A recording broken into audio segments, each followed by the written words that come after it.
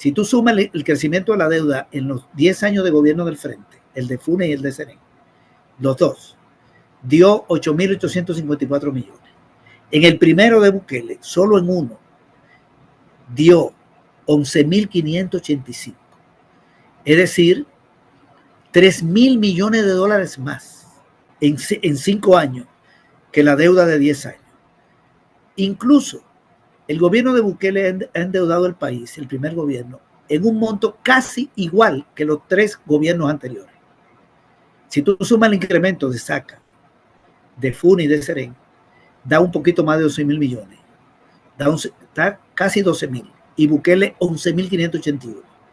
El gobierno de Bukele, voy a hablar del primero, los primeros 5 años, y voy a decir algo del segundo, fue el que más incrementó la deuda de todos los gobiernos que ha tenido la historia del país. Pero no solo se trata de que es el que más se ha endeudado, sino que la diferencia con los demás es abismal. Te quiero compartir esta información. En el gobierno de Antonio Saca, la deuda creció en 3.145 millones.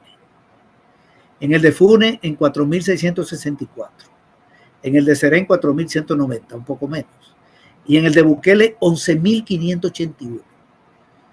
11.581 contra 4.190 de Serén. Los mismos 5 años. 11.581 contra 4.664 de Fune. Y 11.581 contra 3.145 de Saca. El gobierno de Bukele endeudó más al país con respecto al de Saca en 8.436 millones, más con respecto al de Saca.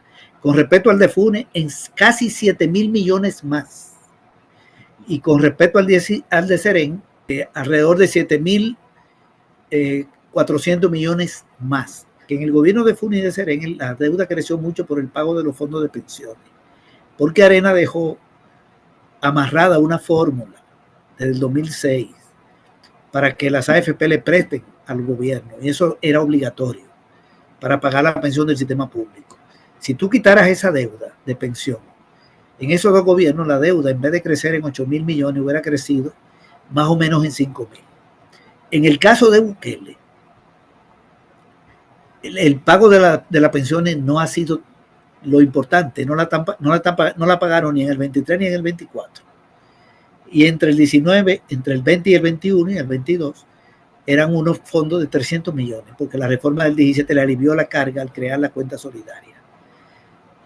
Esto es importante también, porque hay razones de crecimiento.